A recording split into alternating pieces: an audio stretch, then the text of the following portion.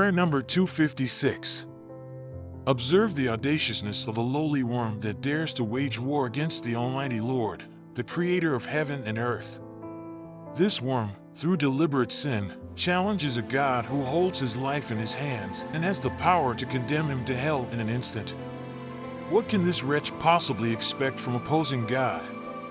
He is going up against an eternal, boundless, and infinitely powerful God. A God who is always watching, with infinite hatred for mortal sin. A God without whom he cannot exist. So, what can he expect other than the loss of all good things and the suffering of eternal damnation and temporal misery? From the moment he engaged in this futile battle, God's sword has been drawn against him, constantly hanging over his guilty head. The perils of death, judgment, and hell surround him on all sides. The captain he follows in this war is already damned. His fellow soldiers are falling into the depths of hell every day. What hope does he have? Now, let us reflect on the sheer foolishness and madness inherent in every deliberate sin. The sinner, through his own voluntary and deliberate actions, willingly rejects God and infinite good and the source of all his blessings. They willingly forfeit their claim to heaven, along with all the virtues, grace, and merits that accompany it. In this exchange, they sell their souls to be a slave to Satan in this life and a victim of hell in the next. And for all this, what does they gain? Absolutely nothing but empty illusions and transient pleasures that cannot bring them a moment of true contentment. Instead, they leave him plagued with unease and regret, while continuously subjecting them to all types of misery in both this life and the next.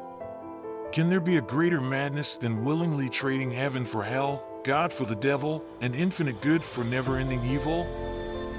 Consider further the folly and madness of sinners who expect success and blessings in their endeavors while actively opposing God's will and disregarding his divine laws and commandments. Every person has an innate desire for their own well-being. The sinner deludes himself into believing that he can find this well-being by indulging in sin. Yet, he foolishly seeks happiness where it cannot be found. He searches for honor in disgraceful actions that strip him of true honor. He pursues illusory gains that end in the greatest loss of all. He looks for pleasure and finds only pain, discontent, and unease. He longs for peace and joy but instead encounters only disturbance and sorrow. He yearns for freedom but falls into the depths of true slavery. He strives for life, but all in vain, because he seeks it in the realm of death. Is there anything more extravagant and foolish than seeking good while willfully turning away from the source of all good? As the prophet Hosea declared, I will hedge up her way with thorns, and wall her in, so that she cannot find her paths. She will chase after her lovers, but not catch them. She will seek them, but not find them.